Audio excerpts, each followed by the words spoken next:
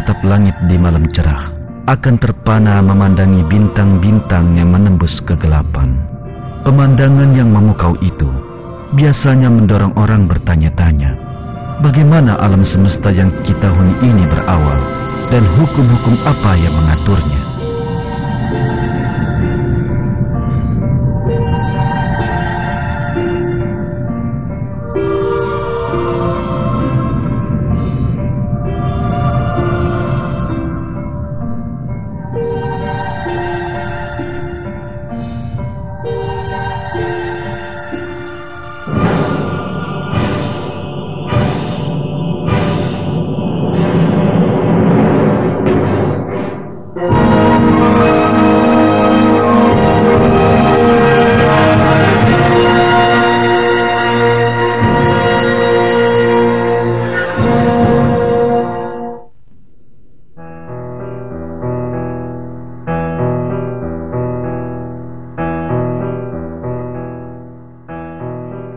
Bagaimana alam semesta berawal adalah pertanyaan yang mempesona manusia sepanjang zaman.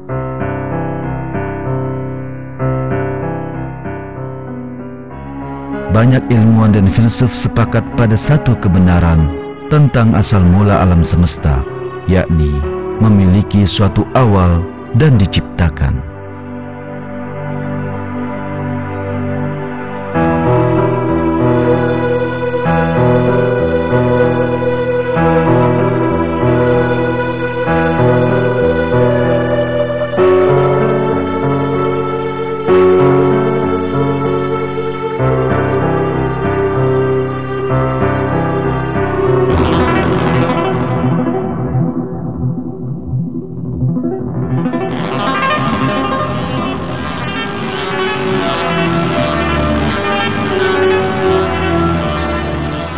Namun, di Eropa abad ke-19, sejumlah kalangan mulai bersuara mengingkari kebenaran ini. Dasar pengingkaran mereka adalah sebuah kepercayaan yang awalnya diajukan sejumlah filsuf Yunani, kepercayaan yang disebut materialisme. Sistem kepercayaan ini menganggap materi landasan mutlak keberadaan dan menolak keberadaan apapun selain materi. Kaum materialis abad ke-19 yang terpengaruh para filsuf Yunani kuno tertentu hendak menerapkan kepercayaan ini ke dalam astronomi, sehingga mereka menyatakan bahwa alam semesta tidak berawal dan sebenarnya ada untuk selamanya. Dengan demikian, mereka juga mengingkari keberadaan pencipta.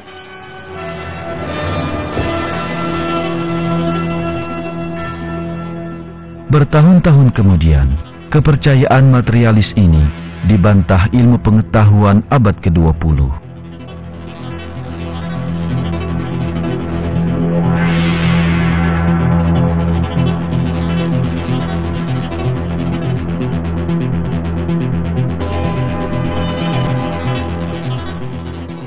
Pengamatan dan perhitungan menunjukkan bahwa alam tercipta oleh suatu ledakan besar sekitar 15 miliar tahun yang lalu.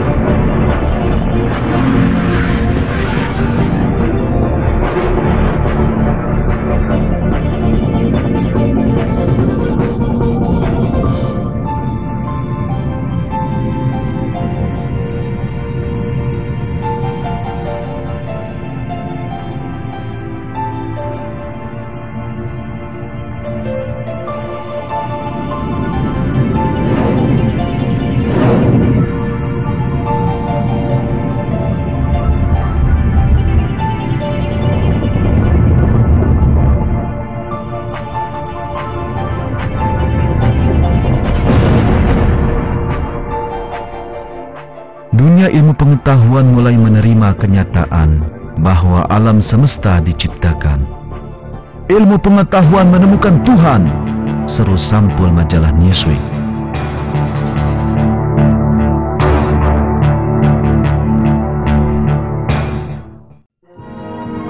Kini, marilah kita mundur ke awal 1900-an dan melihat bagaimana teori Big Bang atau ledakan besar dirumuskan.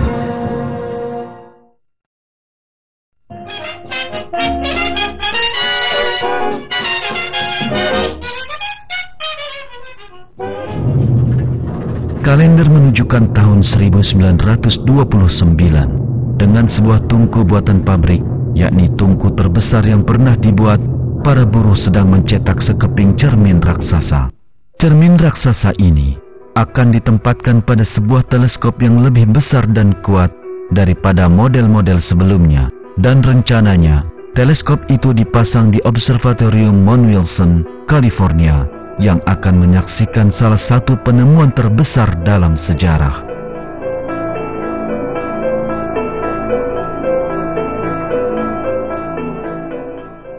Edwin Hubble, seorang astronom termasyhur di masa itu, ialah orang di balik penemuan besar tersebut. Sebelumnya, Hubble menemukan galaksi-galaksi di luar bima sakti kita, hingga mengubah pandangan manusia pada alam semesta.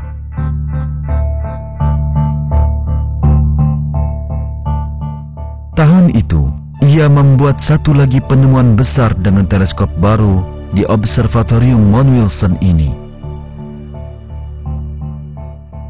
Melalui berbulan-bulan pengamatan, ia mencatat bahwa cahaya dari galaksi-galaksi lain bergeser ke warna merah.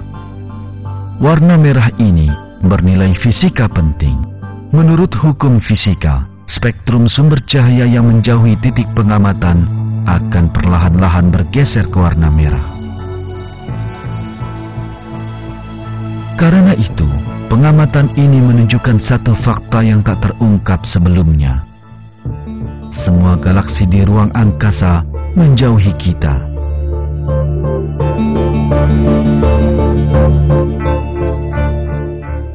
Penemuan ini berakibat tak terduga di dunia ilmu pengetahuan. Ilmu pengetahuan akan segera menegaskan satu kenyataan yang amat penting.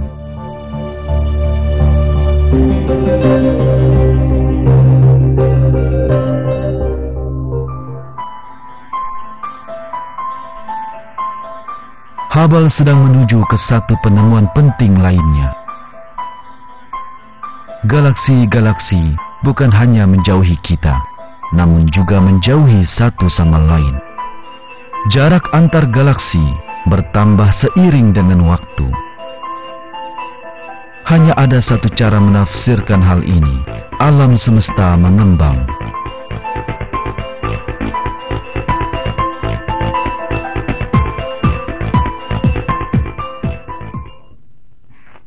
E is equal mc square, in which energy is third equal to... Nyatanya, mengembangnya alam semesta sudah pernah diajukan dalam sebuah teori ilmiah. Melalui perhitungan, Albert Einstein, ilmuwan terbesar abad itu, sampai ke kesimpulan bahwa alam semesta tidaklah tetap atau diam, melainkan terus-menerus mengembang. Akan tetapi, pada masa itu, model alam semesta diam adalah teori yang diterima, dan Einstein mengabaikan kesimpulan ini untuk menghindari menantang model itu. Belakangan, Einstein mengakui itulah kesalahan terbesar dalam hidupnya.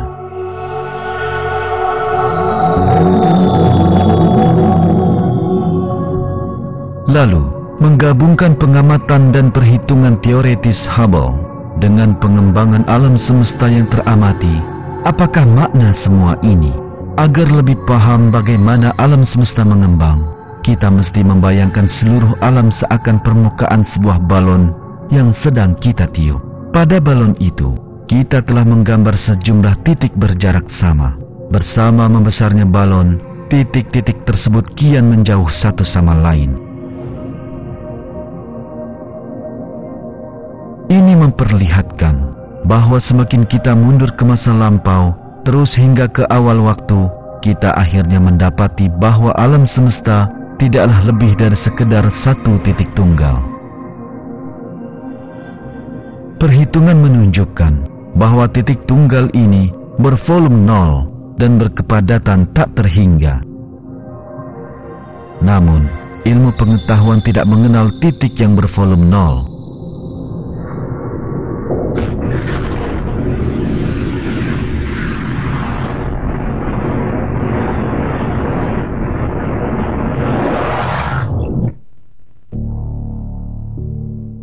Alam semesta mewujud dari ledakan titik ini.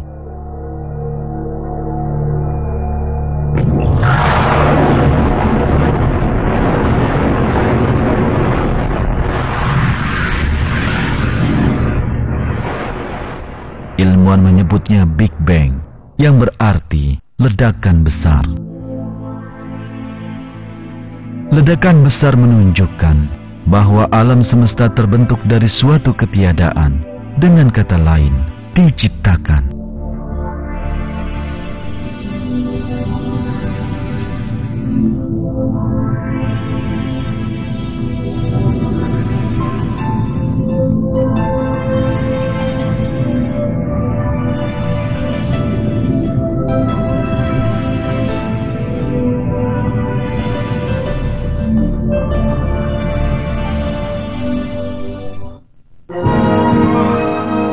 Selanjutnya akan kita lihat bagaimana fakta-fakta ilmiah ini sebenarnya telah dipaparkan dalam Al-Quran sejak dahulu.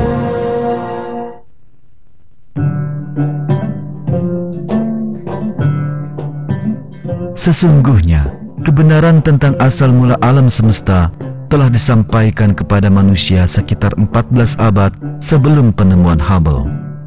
Di masa ketika astronomi belum berkembang, di dalam Al-Quran yang diturunkannya sebagai petunjuk, Allah menyatakan bahwa alam semesta diciptakan dari ketiadaan.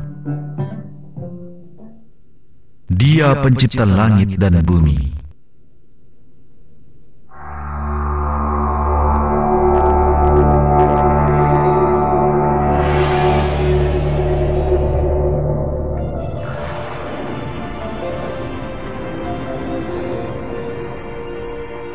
Penelitian ilmiah mutakhir membuktikan bahwa semua materi yang saat ini membentuk alam semesta sebelumnya terkumpul di satu titik yang lalu menjadi terpisah.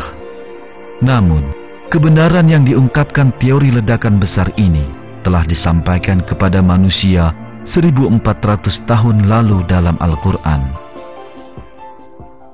Dan apakah orang-orang kafir tidak mengetahui bahwasanya langit dan bumi itu keduanya dulu adalah suatu yang padu, kemudian kami pisahkan antara keduanya.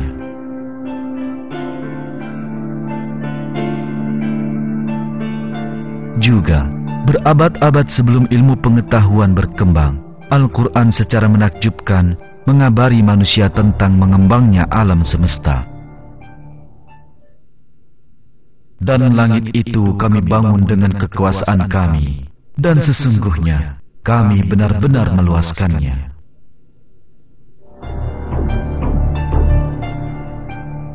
Semua fakta yang terungkap sebagai hasil penelitian ilmiah abad ke-20 sebenarnya telah disebutkan dalam Al-Quran 14 abad yang lalu, dan ini sekali lagi memperlihatkan bahwa Al-Quran itu firman Allah.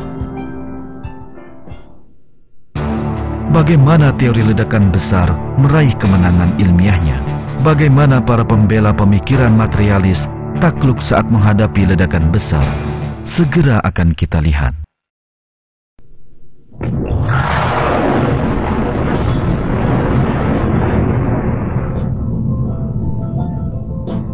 Ledakan besar menunjukkan jelas-jelas kepada dunia ilmiah bahwa alam semesta diciptakan oleh Allah dari ketiadaan. Namun, ini tak menghentikan sebagian materialis dari menolak ledakan besar secara membabi buta. Arthur Eddington, fisikawan materialis ternama, menerangkan alasan penolakan itu sebagai berikut. Secara filosofis, pernyataan bahwa tatanan alam yang ada sekarang bermula secara tiba-tiba bagi saya sangat menjijikkan.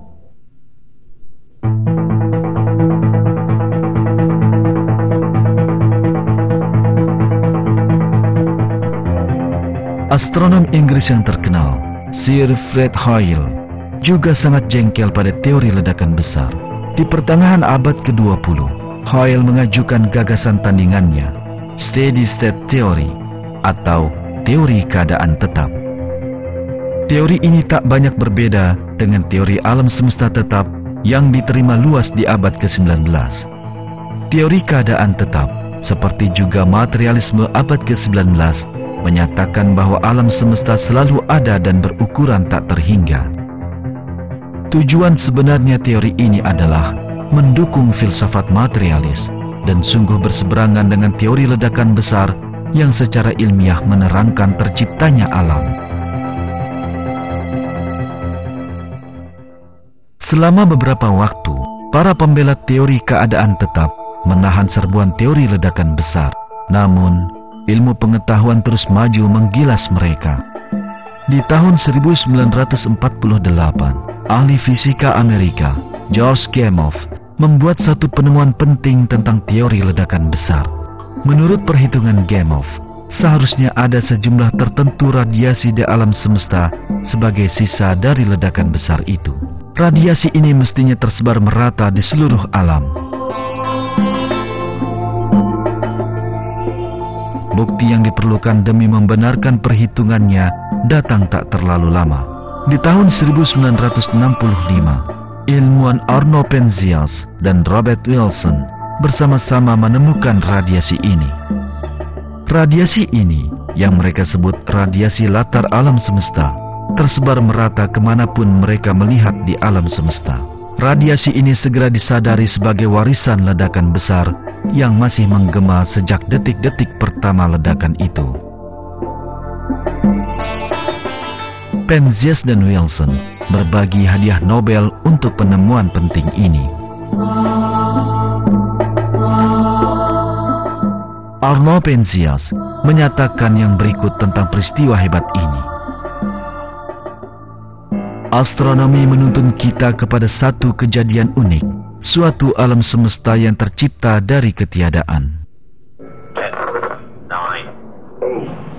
8, 7, 6, 5, 4, 3, 2, 1, again.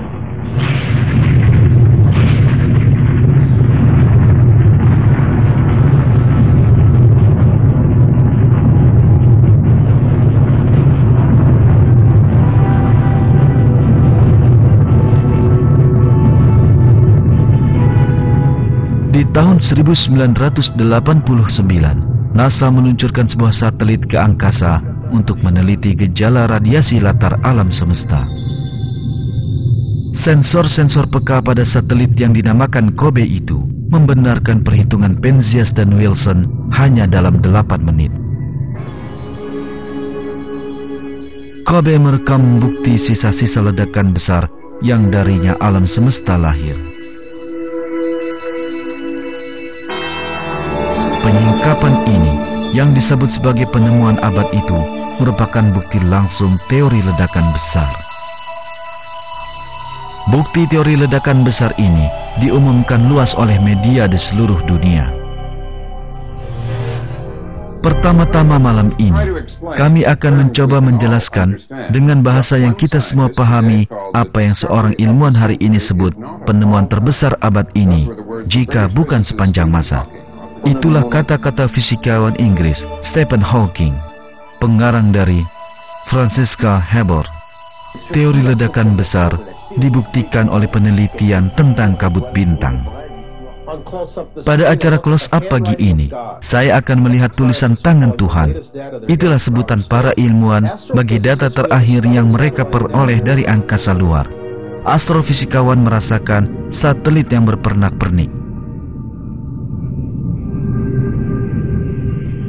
Selain bukti seperti mengembangnya alam semesta dan radiasi latar, satu lagi tanda penting adalah jumlah gas hidrogen dan helium yang ada di ruang angkasa. Pengamatan ilmiah menunjukkan bahwa perbandingan antara hidrogen dan helium di alam semesta tepat sama dengan sisa sejak ledakan besar yang diramalkan perhitungan. Kandungan hidrogen yang tinggi dalam bintang-bintang yang masih membara di alam semesta menjadi tambahan bukti bagi teori ledakan besar. Sebab Jika alam semesta tidak berawal dan selamanya ada seperti yang dinyatakan kaum materialis, seharusnya hidrogen kini telah menjadi helium.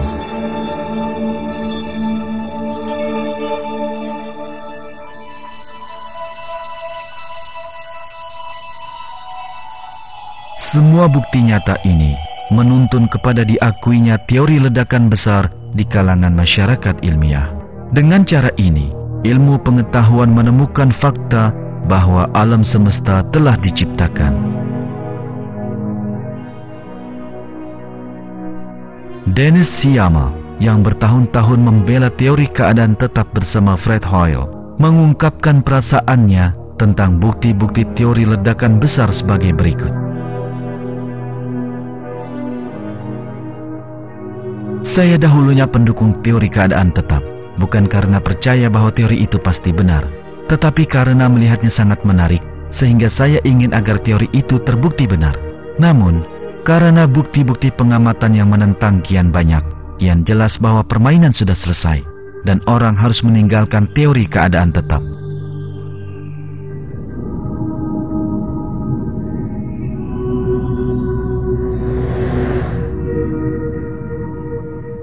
Dengan kemenangan teori ledakan besar, gagasan yang menyatakan materi sudah ada selama-lamanya masuk keranjang sampah sejarah. Ilmu pengetahuan menemukan bahwa materi memiliki awal, bahwa materi telah diciptakan oleh Allah dari ketiadaan. Ini membuktikan keberadaan pencipta, sebuah kebenaran yang diingkari oleh kaum materialis. Menghadapi fakta yang tak meragukan ini, seorang filsuf ateis yang terkenal, Anthony Flew, terpaksa membuat pengakuan ini. Luas diketahui bahwa pengakuan itu baik bagi jiwa. Karena itu, saya akan mulai dengan mengakui bahwa kaum ateis harus risih pada kesepakatan terkini tentang alam semesta. Sebab tampaknya para ilmuwan kosmologi telah menyediakan sebuah bukti ilmiah bahwa alam semesta memiliki awal.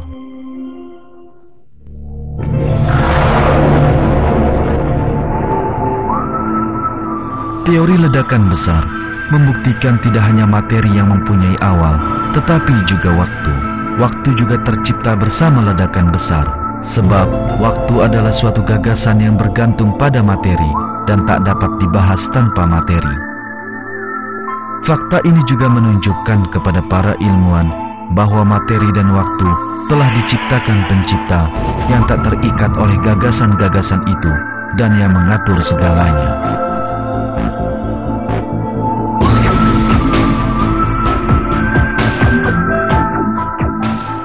Astrofisikawan Amerika Hugh Ross, pengarang buku The Creator and the Cosmos, menulis, jika permulaan waktu seiring sejalan dengan awal alam semesta, maka penyebab alam haruslah suatu wujud yang bekerja di suatu dimensi waktu yang sepenuhnya lepas dari dan telah ada sebelum dimensi waktu alam semesta. Ini memberitahu kita bahwa Sang Pencipta itu maha tinggi dan bertindak di luar batas-batas dimensi alam semesta.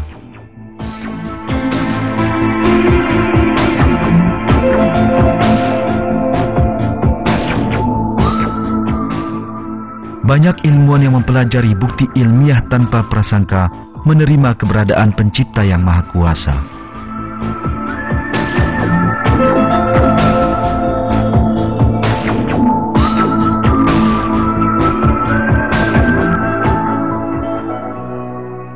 Pencipta materi dan waktu ialah Allah, Tuhan bumi, langit, dan seluruh alam.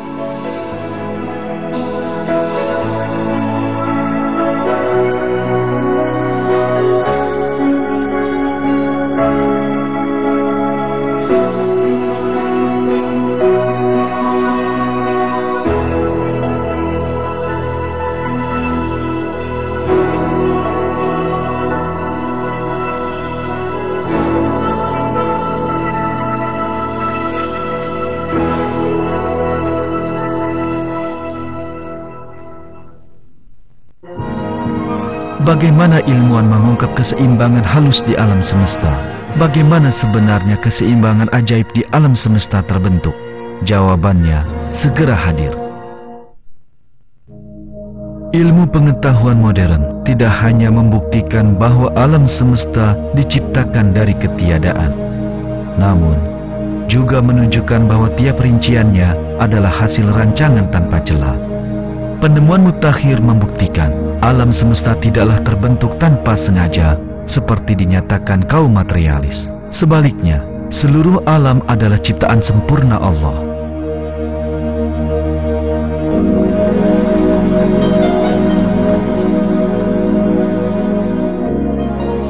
Salah satu peran alam semesta yang ditetapkan Allah adalah membentuk lingkungan ternyaman bagi manusia.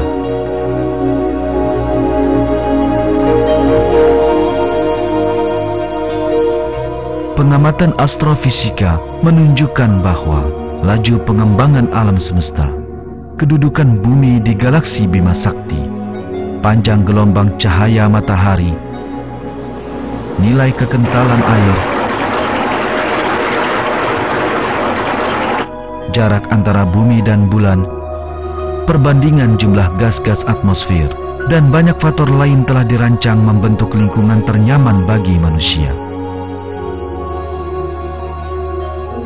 Keseimbangan ini amatlah halus, hingga sedikit perubahan dalam perbandingan-perbandingan ini membuat bumi tak layak huni. Dunia kita akan menjadi planet mati.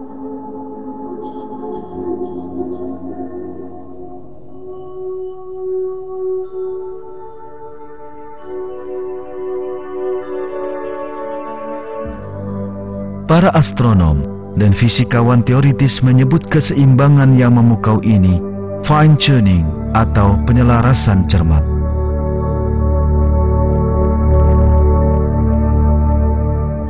Dan seiring bergantinya hari, ditemukan lebih banyak bukti lagi penyelarasan cermat ini.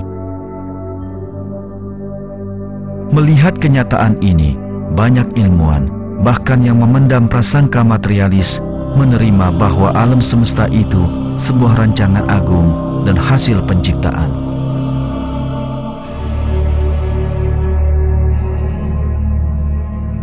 Misalnya, astrofisikawan Inggris Charles Ellis menulis bahwa penyelarasan cermat yang ada di alam semesta ini hanya dapat dijelaskan dengan keajaiban, dengan kata lain, melalui campur tangan Tuhan. Penyelarasan cermat yang mengagumkan terjadi dalam hukum-hukum yang memungkinkan kerumitan ini. Kesadaran akan kerumitan hasil penyelarasan itu membuat sangat sulit menghindari pemakaian kata ajaib tanpa berpihak mengenai status keberadaan dunia ini.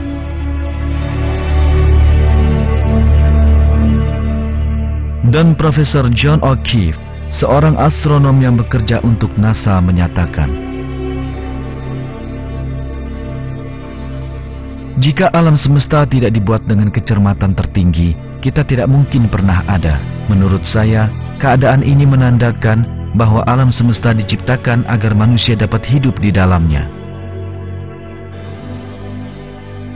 Kesimpulannya, setelah berabad-abad tipu daya materialisme, hari ini dunia ilmu pengetahuan dengan jelas menunjukkan keberadaan Allah.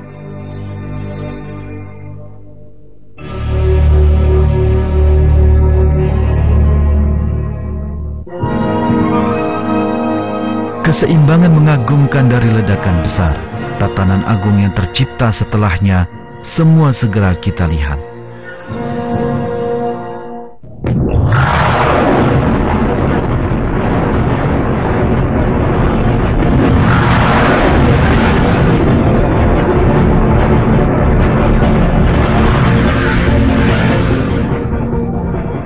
Sebagaimana telah kita lihat, alam semesta yang kita huni lahir sekitar 15 miliar tahun lalu lewat sebuah ledakan besar dan terus mengembang hingga bentuknya yang sekarang.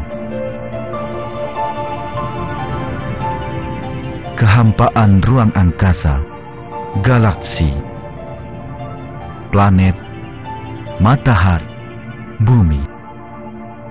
Singkatnya, semua susunan dan benda di alam semesta terbentuk sebagai hasil ledakan ini. Tetapi, ada satu rahasia agung. Ledakan besar adalah sebuah ledakan ajaib yang melibatkan semua materi yang diperlukan untuk membentuk alam semesta. Jika itu sebuah ledakan tak sengaja, materi yang terbentuk di dalamnya akan tersebar kemana-mana, acak tanpa aturan. Tetapi itu tak terjadi. Materi menyebar ke kehampaan ruang angkasa dan membentuk galaksi, bintang, dan tatanan bintang menurut suatu rancangan yang pasti.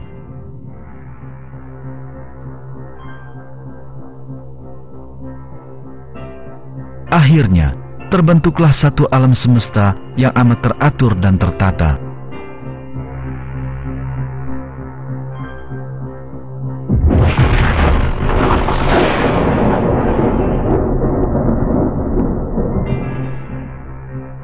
Ini suatu gagasan menakjubkan bagi banyak ilmuwan, sebab semua ledakan menghancurkan tatanan dengan memecahnya berkeping-keping. Semua ledakan berdampak merusak.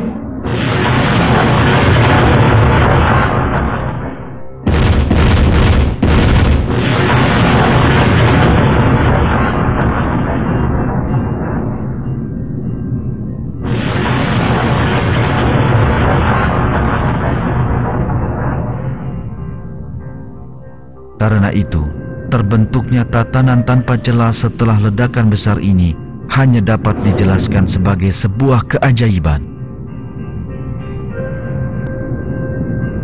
Sebagaimana yang dinyatakan astrofisikawan Alan Sandage. Saya melihat amat tidak mungkin tatanan semacam itu lahir dari kekacauan. Tuhan adalah penjelasan bagi keajaiban keberadaan, mengapa ada sesuatu dari ketiadaan.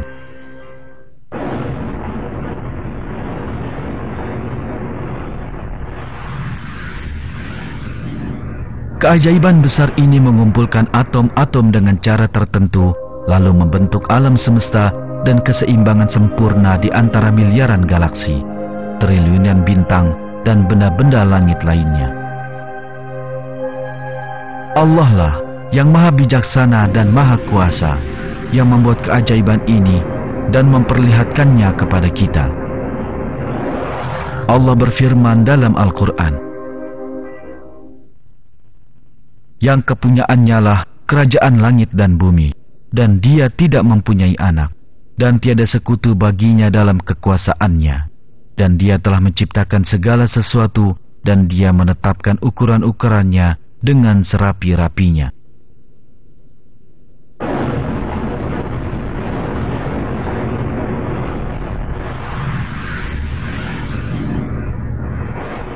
Serpihan-serpihan materi yang terbentuk akibat ledakan besar mulai saling menjauhi dengan kecepatan amat tinggi.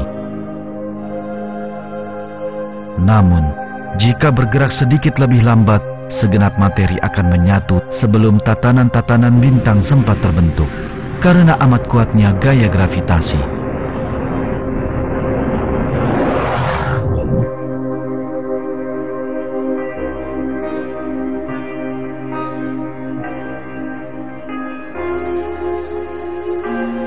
Dan jika alam semesta mengembang agak sedikit lebih cepat, segenap materi di dalamnya akan terserak dan tersebar ke segala penjuru, lenyap tanpa menyempatkan pembentukan galaksi dan bintang.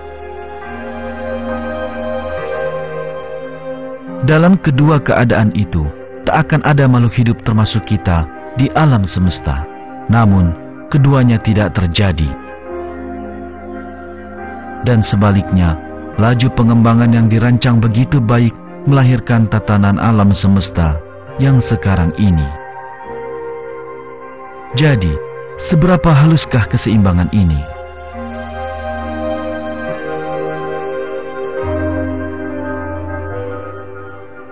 Profesor Stephen Hawking, seorang fisikawan terkemuka masa kini, menulis dalam bukunya yang terkenal, A Brief History of Time.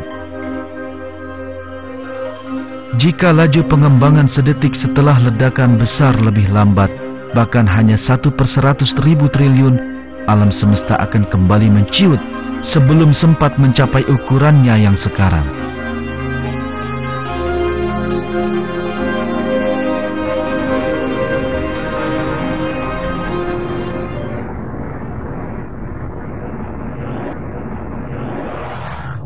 Majalah terkenal Science mengibaratkan awal alam semesta seperti menegakkan sebuah pensil di ujung lancipnya. Sedemikian hingga tetap tegak bahkan setelah 1 miliar tahun. Keseimbangan seperti itu sungguh di luar batas pemahaman manusia.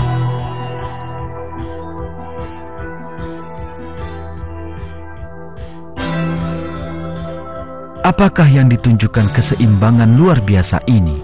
Pastilah, keseimbangan sehalus itu tak mungkin dijelaskan dengan ketidaksengajaan, melainkan menunjukkan sebuah rancangan cerdas. Fisikawan teoritis Paul Davies dari Adelaide University, Australia, menerima kenyataan ini sekalipun mendukung materialisme. Kemunculan bersama yang tampak ajaib dari nilai-nilai konstanta dasar alam semesta pastilah menjadi bukti terkuat bagi adanya suatu unsur rancangan alam semesta. Bukti-bukti nyata ilmu pengetahuan mengantarkan Davies yang materialis mengakui fakta bahwa alam semesta adalah hasil suatu rancangan dan penciptaan.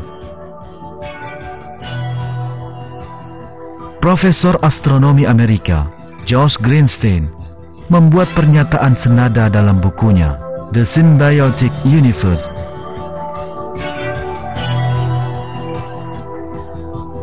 Seraya kita menelaah semua bukti, pemikiran terus-menerus timbul bahwa suatu pemeran di luar kekuatan alam, atau tepatnya pemeran, pasti terlibat.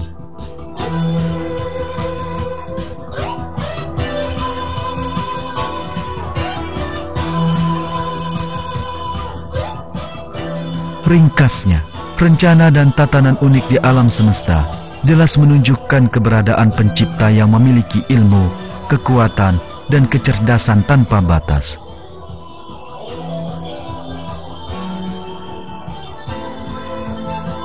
Pencipta itu ialah Allah yang Maha Agung, Tuhan semesta alam.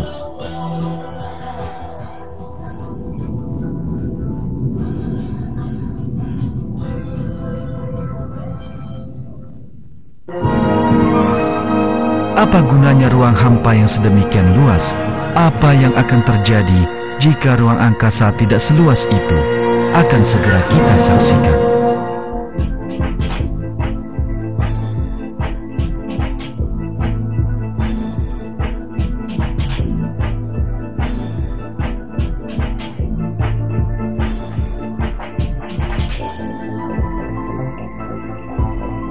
Jarak-jarak antar benda langit di alam semesta sangat menggentarkan besarnya dibandingkan dengan jarak-jarak di bumi.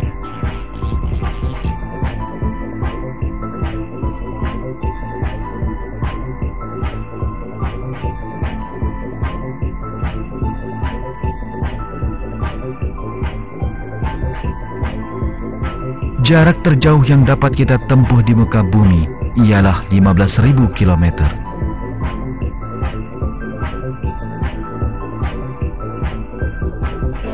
Matahari, benda yang kita anggap cukup dekat dengan kita, jauhnya 10.000 kali jarak itu, sekitar 150 juta kilometer dari bumi.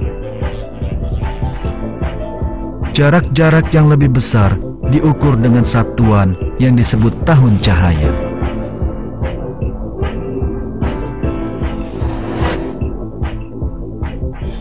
Itulah jarak yang ditempuh cahaya selama setahun, sekitar 9.460 miliar kilometer.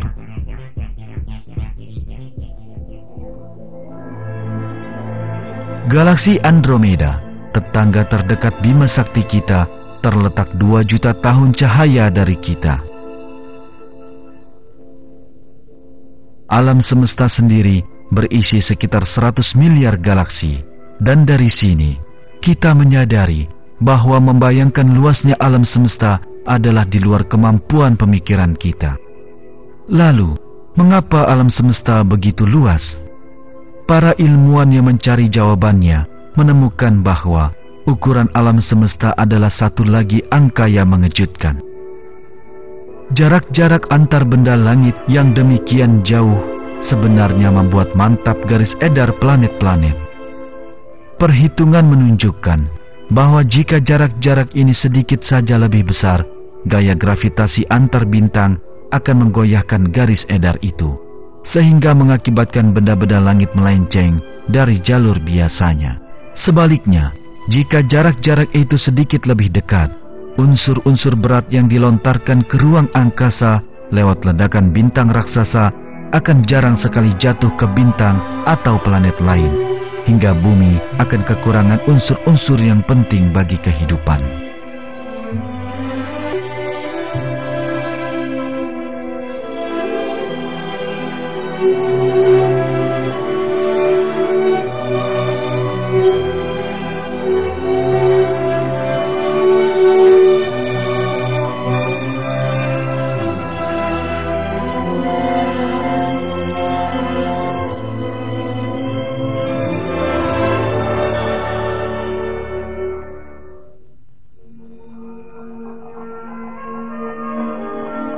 Kesimpulannya, segenap perhitungan tentang hal ini mengungkapkan satu kebenaran penting.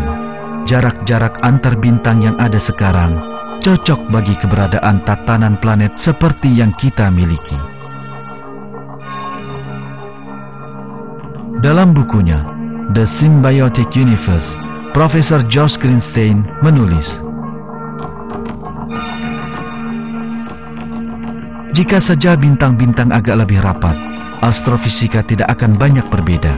Satu-satunya perbedaan ialah pemandangan langit malam dari rerumputan tempat saya berbaring, yang akan lebih dipenuhi bintang-bintang. Dan, oh ya, satu perubahan kecil lainnya, tidak akan ada saya untuk memandangnya. Segenap ruang yang percuma. Di sisi lain, dalam pemborosan inilah terletak keselamatan kita. Manfaat lain dari jarak antar galaksi yang amat besar adalah mencegah benda-benda raksasa yang bertualang di angkasa saling bertubrukan. Jika alam semesta tidak begitu luas, meteor-meteor raksasa yang mondar-mandir bisa menghantam bumi dan menghancurkan segenap kehidupan di planet kita.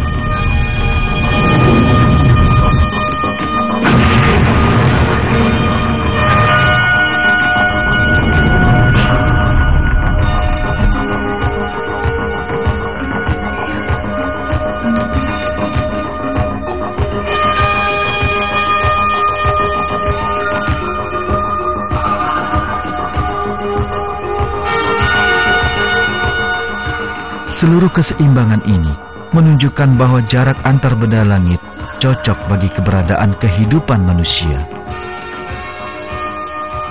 Jarak-jarak sebesar ini tidak tercipta secara acak.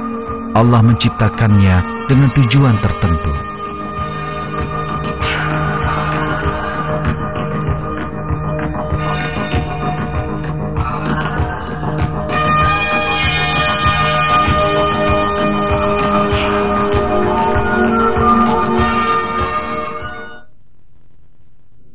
Yang telah menciptakan 7 langit berlapis-lapis.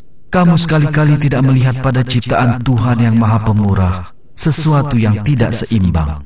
Maka, lihatlah berulang-ulang. Adakah kamu lihat sesuatu yang tidak seimbang?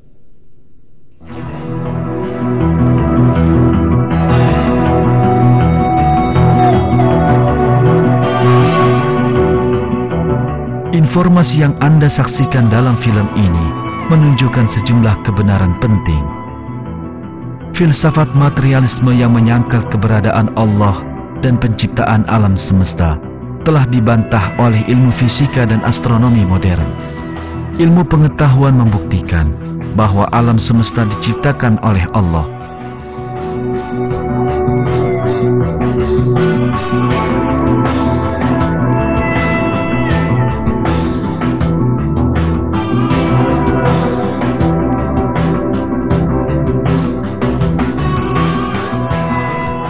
Ada rencana, tatanan, dan rancangan di setiap rincian alam semesta. Allah menciptakan keseimbangan-keseimbangan yang cocok untuk manusia.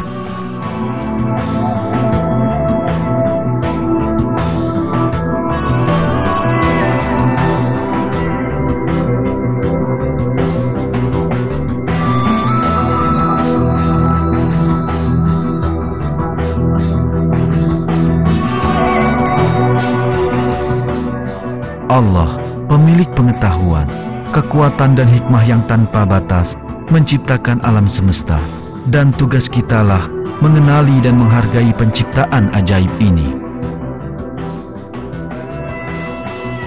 Sebab dalam Al-Quran, Allah mengingatkan manusia sebagai berikut.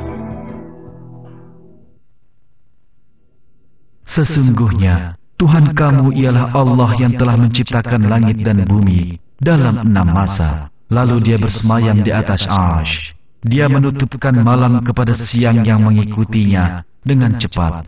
Dan diciptakannya pula matahari, bulan, dan bintang-bintang. Masing-masing tunduk kepada perintahnya. Ingatlah, menciptakan dan memerintahkan hanyalah hak Allah. Maha suci Allah, Tuhan semesta alam.